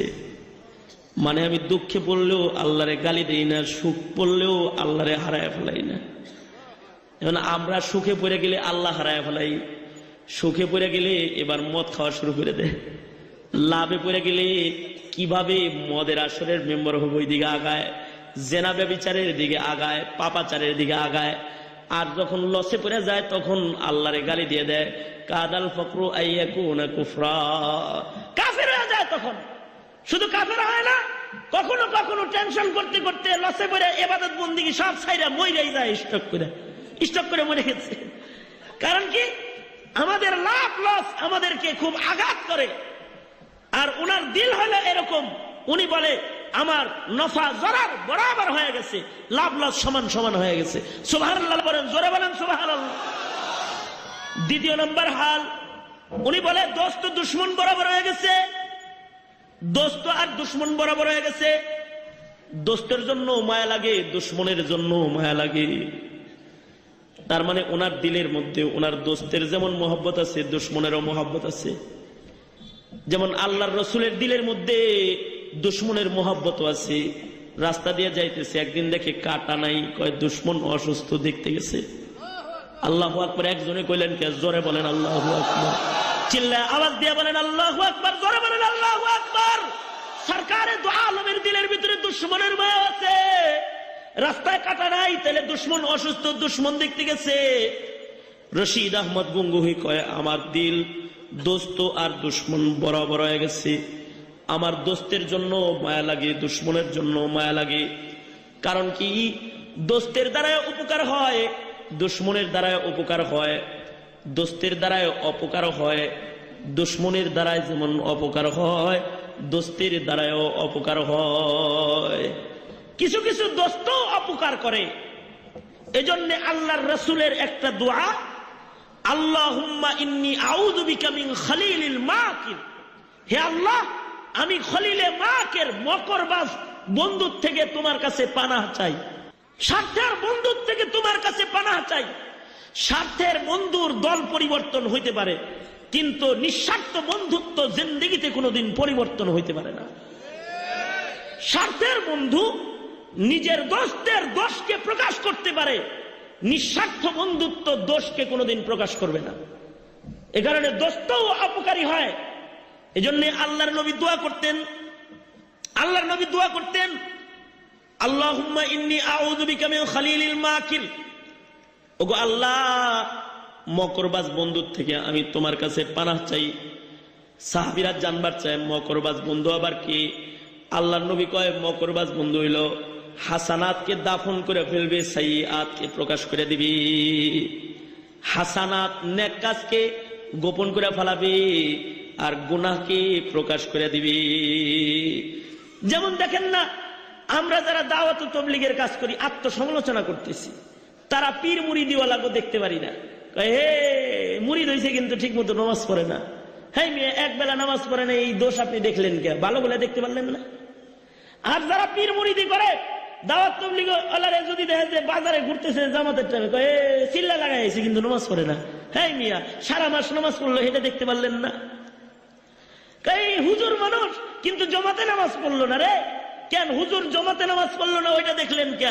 হুজুর যে এই 29 রাতের বেলায় তাহাজ্জুদ করেছে, ওইটা তাকায়া দেখছেন? তাকায় ওইটা দোষটা বইলা দিলেন কেন? গুণ বলেন, এটা বন্ধুত্ব। তো রশিদ আহমদ গঙ্গুহি বলে, দোস্ত দুশ্মন বরাবর হয়ে গেছে, দিলটা ভালো। 3 নম্বর হাল, রশিদ আহমদ গঙ্গুহি বলে, কোরআন আর হাদিস আমার কাছে সমান হয়ে গেছে। সুবহানাল্লাহ, জোরে বলেন। তার মানে কোরআন এবং হাদিস একটা আরেকটার উল্টা কখনো আমার মনে হয় না। কোরআনকে হাদিসের মুয়াফিক মনে হয়, হাদিসকে কোরআনের মুয়াফিক মনে হয়। কারণ হলো রশিদ আহমদ গঙ্গুহি এত বড় আলেম ছিলেন, হাদিসের কুয়ার তলা তাকায় দেখতেন, কোরআনের ইলমের কূপের তলা তাকায় দেখতেন, যে কারণে একটারে আরেকটার উল্টা কখনো মনে হইতো না। এমন মানুষের সোহবত উঠানোর কারণে আনোয়ার শাহ কাশ্মীরির দাম বেড়ে গেছে। আনোয়ার শাহ কাশ্মীরি হিন্দুর লেগেও কাঁদতেছে। মুরিদরা বলে, কান্দেন কেন? কয়, কান্দি, কত সুন্দর চেহারাটা একটু কালো হয়েও যদি দিলটা ভালো হইতো তাহলে জান্নাতে যেত, এই জন্য কান্দিছি। এই আলাপগুলা যুবকটা তাকায় দেখতেছি। এই যুবকটা আস্তে আস্তে আনোয়ার শাহ কাশ্মীরির দরবারে আসছে। আইসা বলে, হযরত, আপনি আমার দিকে তাকায় কি যেন বললেন, জানতে চাই। আনোয়ার শাহ কাশ্মীরি বলে, আমি বললাম তোমার চেহারাটা ভালো কিন্তু দিলটা কালো। তোমার চেহারা কালো হইলেও দিলটা যদি ভালো হইতো তাহলে তুমি জান্নাতে যাইতা। আনোয়ার শাহ কাশ্মীরি রহমতুল্লাহের সামনে দাঁড়ানো যুবক বলতেছে, হযরত, আমি দেখলাম আপনার দিল ভালো, আমার দিল কালো। আপনার দিলের আলোটা একটু আমার কালো দিলে লাগায় একটু আলো বানাইবার চাই। আপনার হাতে হাত রাখলাম, এখন আপনি আমাকে কালেমা পড়ায় মুসলমান বানায় দেন। আজ থেকে 200 বছর আগে, ভাবার বিষয় এটা, ভাবার বিষয়। আজ থেকে 200 বছর আগে একজন মুমিনের দোয়া এরকম কবুল হয়েছে যে হিন্দু হাতে হাত রেখে কালেমা পড়ে মুসলমান হয়েছে। আমরা আপনা করে ঘন্টার পর ঘন্টা বয়ান করি কিন্তু নমাজ ধরাইতে পারি না। আমরা আপনাদেরকে প্রতি রাত্রিতে রাত 12টা-1টা পর্যন্ত বয়ান করে শোনাই কিন্তু সুন্নাত ধরাইতে পারি না। তাহলে আমাদেরও আমলি কমজোরি, আপনাদেরও আমলি কমজোরি। নিজেদের আমলের নূর বাড়ানো দরকার। আগের জমানায় সাহাবীদের আমল দেখে কাফের মুসলমান হইছে, মুসলমানদের ইস্তেকামত দেখে কাফেররা কালেমা পড়ে ফেলাইছে। সাহাবী হযরত আমর ইবনুল আস রাদিয়াল্লাহু আনহু মিশর বিজয় করবেন। হযরত আমর ইবনুল আস মিশর বিজয় করবেন। হযরত আমর ইবনুল আস রাদিয়াল্লাহু আনহু মিশরের চতুর্দিক দিয়ে আমর ইবনুল আস ঘেরাও করেছেন। মিশরটা তখন ইহুদিদের দখলে আছে। মিশরের চতুর্দিকে হযরত আমর ইবনুল আস রাদিয়াল্লাহু আনহু নবীর সাহাবী, হাজার হাজার সৈন্য নিয়ে মিশর ঘেরাও করেছেন। মিশর দখল করবেন, কিন্তু মিশরের উপর অতর্কিত হামলা উনি করতেছেন না। কারণ কি? নারী ও শিশুর উপরে জুলুম করা যাবে না। অতর্কিত হামলা করলে নারী ও শিশুর উপরে জুলুম হবে। এই জন্য আমর ইবনুল আস রাদিয়াল্লাহু আনহু মিশর ঘেরাও করে বসে রয়েছেন, অপেক্ষা করতেছেন দেখিনি ওরা কোন লিয়াজুর জন্য আসে কিনা। এদিক দিয়ে ইহুদির দলেরা পরামর্শ করতেছে, মুসলমানরা জুলুম করে না তাই তারা অতর্কিত হামলা করবে না, কিন্তু আমরা যদি ওদের আক্রমণ থেকে বাঁচতে চাই তাহলে আমরা অতর্কিত হামলা করতে হবে। ইহুদিরা বুদ্ধি করেছে, কবে হামলা করবে? আজকে বুধবার, বৃহস্পতিবার মাঝখানে যাইতে দাও, শুক্রবার আসলেই মুসলমানরা ইবাদতের জন্য পেরেশান হয়ে যাবে। কারণ মুসলমানদের কাছে শুক্রবারের খুব মূল্য, শুক্রবার দোয়া কবুল হয়। মুসলমানরা জুমার নামাজের কদরদানি করে। আমর ইবনুল আস মিশরের পাশে এসে তাবু গেড়েছে সৈন্যদেরকে নিয়ে। শুক্রবারে যখন আমর ইবনুল আস যখন জুমার নামাজে দাঁড়ায় যাবে, সকল মুসল্লিরা যখন নামাজ পড়ার জন্য কিবলার দিকে ফিরে দাঁড়াবে, ঠিক ওই সময়ে পেছন থেকে আমরা যা আক্রমণ করব। আমর ইবনুল আস কিন্তু যুদ্ধের ময়দানে আমাদের মতো গুনাহগার মুমিন নিয়ে যায় নাই। তিনি যে কয়জন সাথে নিয়ে গেছেন এগুলো সবাই কালেমার উপরে অটল মানুষ। যে অটল মুমিনের উপরে আল্লাহর নুসরত অনিবার্য অনিবার্য।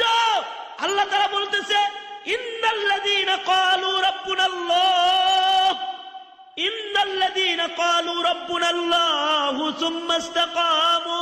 সুম্মা ইসতাকামু তাতানাজ্জালু আলাইহিমুল মালাইকাতু আল্লা তাখাফু ওয়া লা তাহজানু ওয়াবশিরু বিল জান্নাতি আল্লাতী কুনতুম তুআদুন নাহনু আউলিয়াউকুম ফিল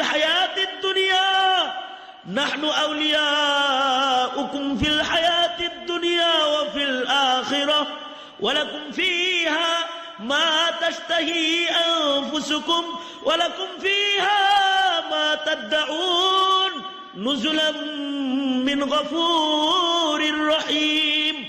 যারা কালেমার উপরে অটল এদেরকে মদদ দেওয়ার দায়িত্ব কার? জোরে বলেন। চিল্লা আওয়াজ দিয়া জোরে বলেন কার? আর জোরে আওয়াজ দিয়া জোরে বলেন মদদ করার দায়িত্ব কার? আল্লাহর। আমর ইবনুল আস রাদিয়াল্লাহু আনহু এমন কিছু কালেমাওয়ালার সাথে নিয়ে গেছেন যারা কালেমায় অটল। জুমার নামাজের আজান হয়ে গেছে, মুসলিম শিবির থেকে সকলে বের হয়ে জুমার নামাজ পড়ার জন্য নামাজের কাতারে দাঁড়ায় গেছে। জুমার নামাজ পড়ার জন্য নামাজের কাতারে দাঁড়াইছে। ইমামতির দায়িত্ব পালন করতেছেন হযরত আমর ইবনুল আস রাদিয়াল্লাহু আনহু। আমর ইবনুল আস কিন্তু স্টিকারওয়ালা আশিক রাসূল না, ক্যাপওয়ালা আশিক রাসূল না, আশিক রাসূল ক্যাপ এরকম আশিক রাসূল না, দেয়াল টাইটিংওয়ালা আশিক রাসূল না, অথবা ব্যানার র্যালিওয়ালা আশিক রাসূল না। আমর ইবনুল আস এমন একজন আশিক রাসূল যিনি সত্যিকারের আশিক রাসূল, সত্যিকারের আশিক রাসূল, যিনি সরকারে দু আলমের কৃত্রিম নাক ভাঙতে দেয় নাই, নিজের তাজা নাক দিবার যায়। এই আমর ইবনুল আস সেদিন আবার জেরুজালেম বিজয় করতেছিলেন। জেরুজালেমের চৌরাস্তায় যায় উনি দখল করে ফেলেছেন। জেরুজালেমের চৌরাস্তা পর্যন্ত যুদ্ধ করতে করতে চলে গেছেন। খ্রিস্টানদের সাথে যুদ্ধ হইতেছে। খ্রিস্টানদের জেরুজালেমের চৌরাস্তায় খ্রিস্টানদের একটা মূর্তি বানানো ছিল, ঈসা নবীর একটা মূর্তি, যে মূর্তির কাছে তারা যা পূজা করত। জেরুজালেমের চৌরাস্তায় ঈসা পয়গম্বরের একটা মূর্তি বানানো ছিল। যেদিন আমর ইবনুল আস রাদিয়াল্লাহু আনহু জেরুজালেমের চৌরাস্তা পর্যন্ত চলে গেছেন, সকালবেলায় দেখা গেল ঈসা নবীর মূর্তির নাক কারা যেন ভাঙা লয়ে গেছে গা। খ্রিস্টানরা অপবাদ দিল যে মুসলমানরা যুদ্ধ করতে করতে এখানে এসেছে, আমর ইবনুল আস এবং তার লোক ছাড়া এই কাজ কেউ করে নাই। এবার খ্রিস্টানরা খবর পাঠাইল, আমর ইবনুল আস, তোমার সেনা দলের ভেতর থেকে যে আমাদের নবীর নাক ভেঙেছে, ঈসা নবীর মূর্তির নাক যে ভেঙেছে তাকে আমাদের হাতে সোপর্দ করো। যদি আমাদের হাতে সোপর্দ তোমরা না করো তাহলে কিন্তু আমরা প্রতিশোধ নেব। আমর ইবনুল আস খুঁজে দেখলেন মুসলমানরা এই অন্যায়টা করে নাই। তারা বলে কিভাবে প্রতিশোধ নিবা?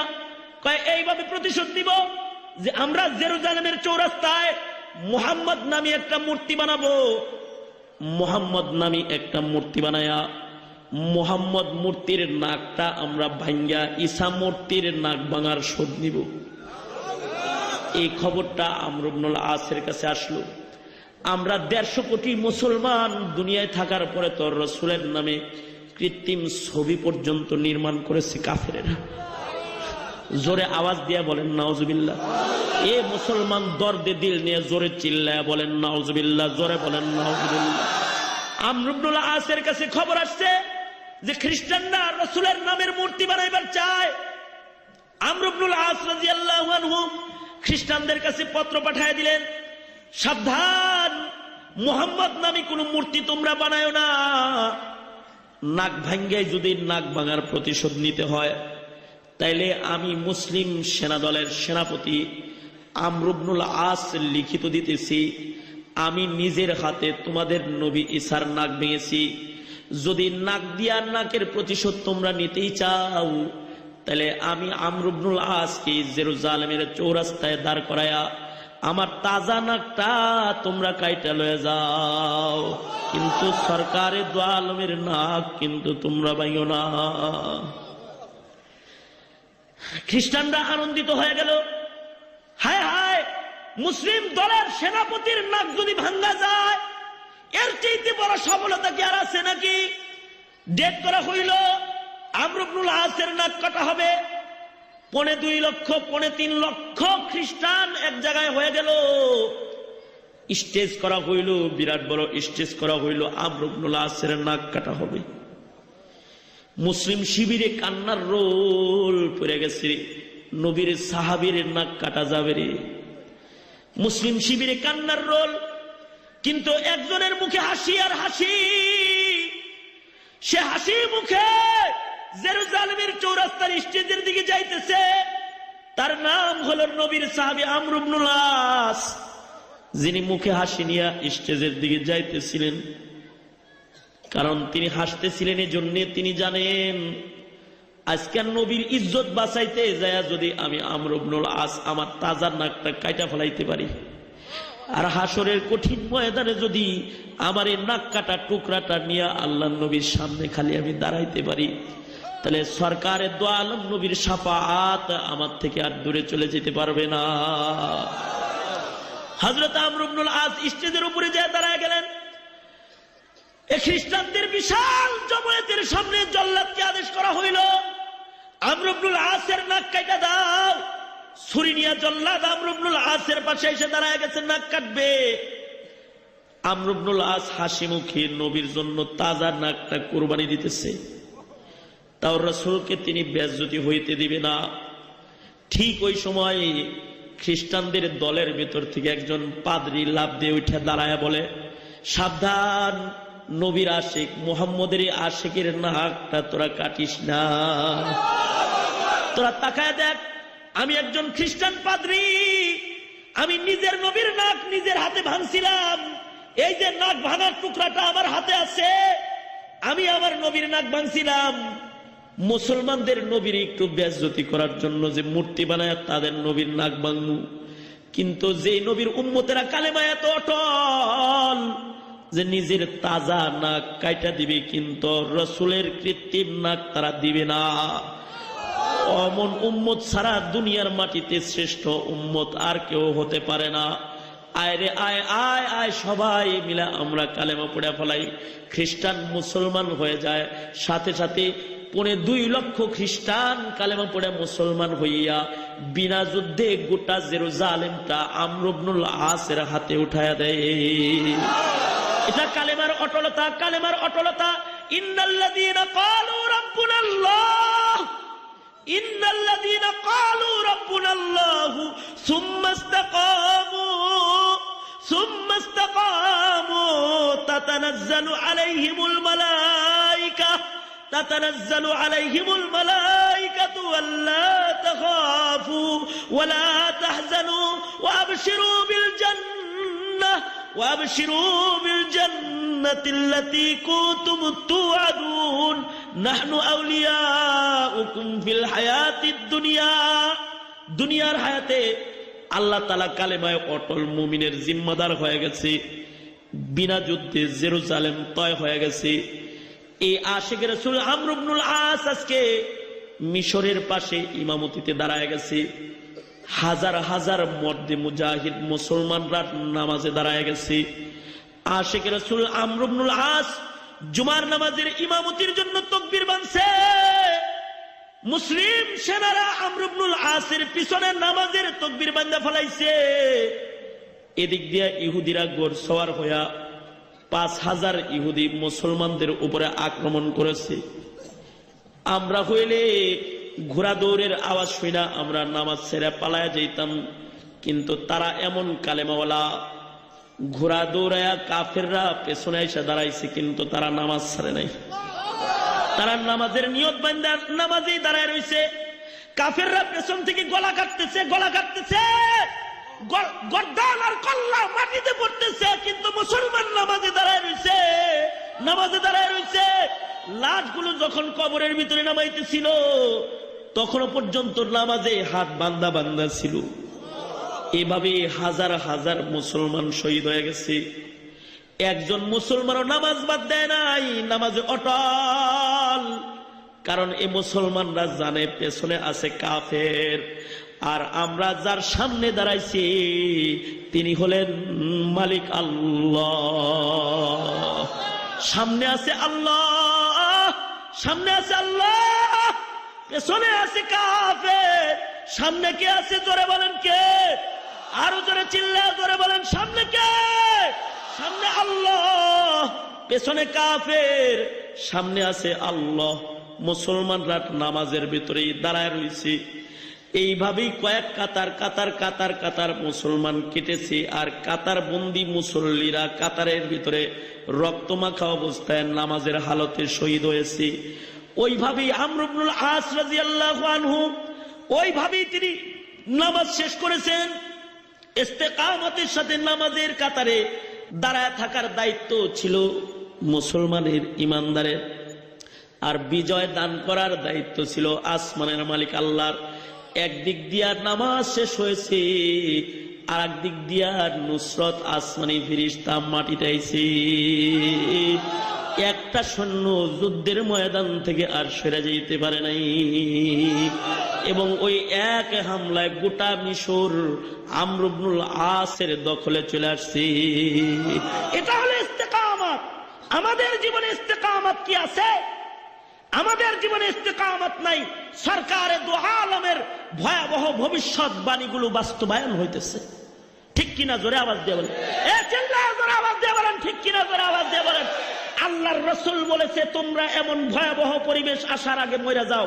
তাহলে এক কাম করি, আমরা এক বোতল করে বিষ লই আর একটা করে রশি লই, গলায় পেঁচায় পেঁচায় মরে যাই। তাই কি বলছে রাসূল? না, ইস্তেকামতের সাথে একজন কালিমাওয়ালা জমিনে দাঁড়ায় থাকবে। একজন কালিমাওয়ালার গায়ে এক ফোঁটা তাজা খুন প্রবাহমান থাকতে অন্যায় পাপাচার জমিনে হতে পারে না, হতে দিবে না।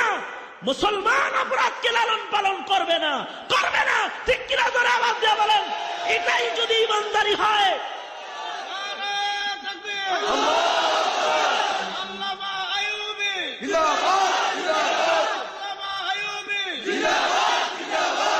এটাই যদি ইমানদারি হয়, তাহলে আজকের দুদিন ব্যাপী তাফসীর মাহফিলে কাউরাইদের মুসলমান যুবকেরা তোমরা কি শপথ নিতে পারবে না যে তোমরাও নামাজের হেফাজত করবে? সাহাবীরা জুমার নামাজের হেফাজত করেছে, তোমরাও জুমার নামাজের হেফাজত করবে। কারণ কান পেতে শুনে নাও, সরকারে দু আলম নবী বলেছে ইচ্ছাকৃত যদি তুমি 3টা জুমার নামাজ তরক করো, মুনাফিকের খাতায় নাম চলে যাবে। মান তারাকা সালাসা জুমআতিন বিগাইরি উযরিন কুতিবা মিনাল মুনাফিকিন। যুদ্ধের ময়দানেও সাহাবীরা নামাজ ছাড়ে নাই, এটা ছিল তাদের ইস্তেকামত। আমরা সেই ইস্তেকামতে রাজি আছি তো ইনশাআল্লাহ। ইয়া আল্লাহ আমাদের